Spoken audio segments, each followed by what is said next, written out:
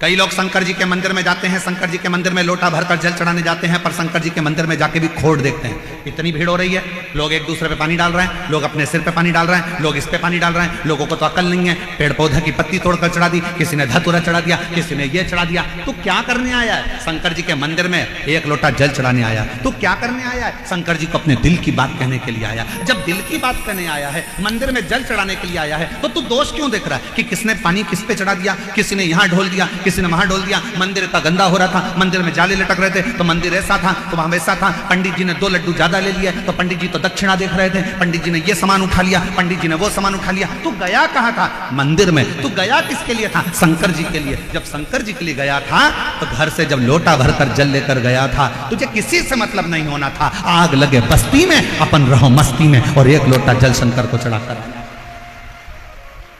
पर हम विचारों से बदल, और तेरा ही दिया मैंने खाया पिया है, तेरा शुक्रिया है, तेरा शुक्रिया है। मुझे भोले बाबा ने बहुत दे दिया है, तेरा शुक्रिया है, तेरा शुक्रिया है। ये जायदाद दी है, ओ राज दी है, मुसीबत में हर वक्त इमदाद दी है। तेरा ही दिया मैंने खाया पिया है, तेरा शुक्रिया है, तेरा शुक्रिया है। शिव कैसे देगा, कब देगा, क्या देगा, कहां देगा, ये मालूम नहीं, पर इतना जरूर कहेंगे इस व्यासपीठ के माध्यम से, अगर आप शिव महापुराण की कथा को दिल से इस पंडाल में, पंडाल के बाहर, भले रोड पर, भले वृक्ष के नीचे, जहां तुम्हें जगह मिले, वहां जहां तुम्हारे कानों में आवाज आ जाए, ऐसी जगह पर बैठ कर भी अगर आप कथा सुन रहे हो, तो ये विश्वास के साथ कहेंगे कि 3 महीने में तुम्हारा पत्र व्यासपीठ पर जरूर पहुंचेगा। बोल बम का नारा है, आवाज नहीं आई, जरा दम से, हर हर महादेव, श्री शिवाय, श्री शिवाय। बाबा को अपने हृदय भाव से जितना भजोगे वो शिव प्राप्त। और शिव महापुराण की कथा कहती है, अगर आप मान लो काशी नहीं जा सकते, गोकर्ण क्षेत्र नहीं जा सकते, तो एक बेलपत्र को लेकर, 2 बेलपत्र आप लीजिए, एक बेलपत्र को लेकर बेलपत्र के वृक्ष के नीचे, बेलपत्र को हाथ में लेकर बेलपत्र के वृक्ष की एक परिक्रमा कर कर, वो बेलपत्र अशोक सुंदरी वाली, अशोक सुंदरी की जगह मालूम है ना आप लोगों को? हाथ उठाओ जरा, किस किस को मालूम है? सबको मालूम है? और जिसको नहीं मालूम हो पड़ोसन, उसको जरूर बता देना, ठीक है? बेलपत्र के वृक्ष, बेलपत्र को हाथ में लेकर बेलपत्र के वृक्ष की परिक्रमा कर कर अशोक सुंदरी वाले स्थान पर एक बेलपत्र समर्पित कर दो। दूसरी बेलपत्र जिसको आपने परिक्रमा में नहीं रखा है, उस बेलपत्र को शंकर के शिवलिंग पर समर्पित कर दो, और एक लोटा जल बाबा को समर्पित कर कर उस जल का सींचन, आचमन कर लीजिए। आपको गोकर्ण प्रदेश और काशी प्रदेश दोनों के तीर्थ का फल एक क्षण में प्राप्त हो। तेरी कृपा का क्या है भरोसा, कब किस पर हो जाए जरा सी हम पर कर दो, जरा सी हम पर कर दो। जिस पर भी हो गई करुणा, उसका भी बाबा उद्धार किया, उद्धार हुआ। पापी हो चाहे जितना, उसका भी बाबा कल्याण किया, कल्याण किया। तेरी कृपा का क्या है भरोसा, कब किस पर हो जाए जरा सी हम पर कर दो, जरा सी हम पर कर।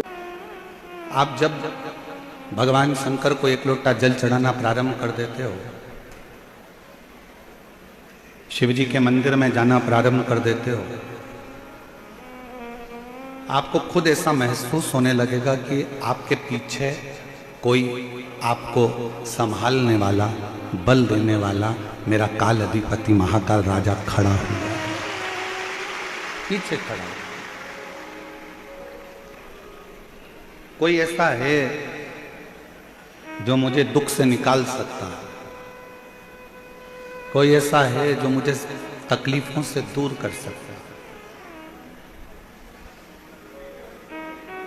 कोई ऐसा है जो हमें कष्ट से बाहर कर सकता है,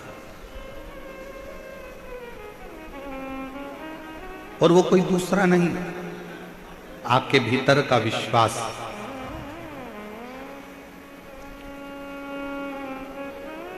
आपके भीतर का भरोसा, आपके भीतर की दृढ़ता।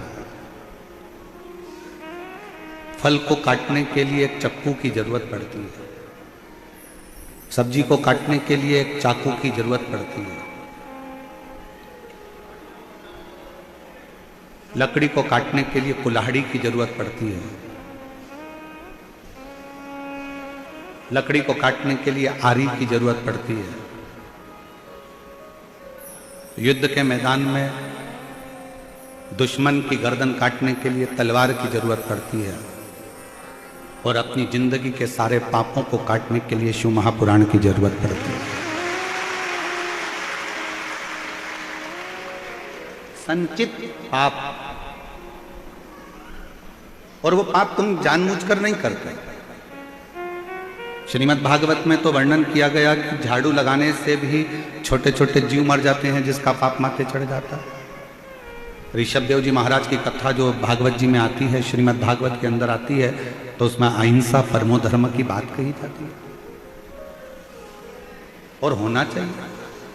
अग्नि को जलाया तो अग्नि में भी छोटे छोटे पतंगे जल जाते हैं जिसका पाप माथे चढ़ जाता है।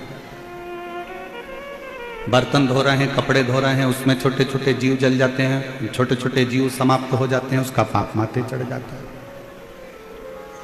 चलकर अपन कहीं जा रहे हैं तो अपने पांव के नीचे छोटे छोटे जीव मर जाते हैं, उसका पाप माथे चढ़ जाता है। ये आपके स्मरण में ये पाप नहीं है, आप इनको जानबूझकर नहीं कर रहे हो।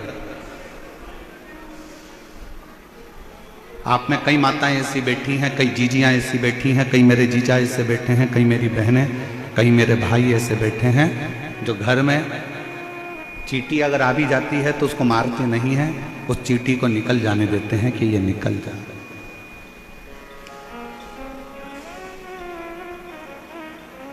कई माताएं, कई भाई ऐसे हैं कि घर में चूहा आ गया तो उसको मारने की दवाई नहीं रखते, उसके लिए पिंजरा रखकर उसको बाहर छुड़वा देते हैं। कई मेरी जीजियां, कई मेरे जीजा ऐसे हैं कि सांप अगर घर में आ गया तो उसको पकड़वाने वाले को बुलाकर उसको पकड़ा कर बाहर छुड़वा देते हैं, और जाते जाते उससे कहते भी हैं कि इसको मारना मत। आपने कोई पाप जानबूझकर नहीं किया, फिर भी मानव शरीर है, मनुष्य की देह है, मानव के शरीर के अंतर्गत पाप अपने आप हो जाता है। अब आप कितने भी बच लोगे, आप कितना भी बचने का प्रयास करोगे तो भी पाप कर्म हो जाता है। तो कहा